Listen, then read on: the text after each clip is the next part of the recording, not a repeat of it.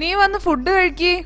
ഓ, ഒരു ഫുഡ് ഉണക്ക ചപ്പാത്തിയും തക്കാളിക്കറിയും. അതിനാണ് ഫുഡ് കഴിക്കി എന്ന് അലറുന്നത്. ദാ വന്നു. എടാ ചിൻഡു, നല്ല ശീലങ്ങളൊക്കെ ചെറുപ്പത്തിലേ തുടങ്ങണം. എന്താ പ്രശ്നം അമ്മ? അത് പറ. നീ ഭക്ഷണം കഴിക്കുന്നതിന് മുമ്പ് പ്രാർത്ഥിക്കാറില്ലല്ലോ. ഓ, ഞാനതങ്ങ് മറന്നുപോയി. ദൈവമേ, എന്റെ അമ്മ ഉണ്ടാക്കിയ ഈ ഉണക്ക ചപ്പാത്തിയും തക്കാളിക്കറിയും കഴിച്ചു കഴിഞ്ഞാൽ എനിക്ക് വരാൻ സാധ്യതയുള്ള ദഹനക്കേട്, പൊളിച്ചു തികട്ടൽ, വയറുവേദന, ലൂസ് മോഷൻ തുടങ്ങിയ മാരക രോഗങ്ങളിൽ നിന്നും നീ എന്നെ രക്ഷിക്കണേ. എടാ മോനെ, ഭക്ഷണം ഇങ്ങനെ വാരി വലിച്ചു കഴിക്കരുത്. എന്റെ അമ്മേ, നമുക്കൊരു വലിയ പാറക്കല്ല് പൊട്ടിക്കാനുണ്ട് എന്ന് വിചാരിക്കുക. അതിനു മുകളിൽ പതുക്കെ ചൊറിഞ്ഞോണ്ടിരുന്നാൽ പാറക്കല്ല് പൊട്ടുമോ? ഏയ്, ഒരിക്കലും പൊട്ടില്ല. ആ, അത് തന്നെയാ ഇവിടെയും സംഭവിച്ചത്.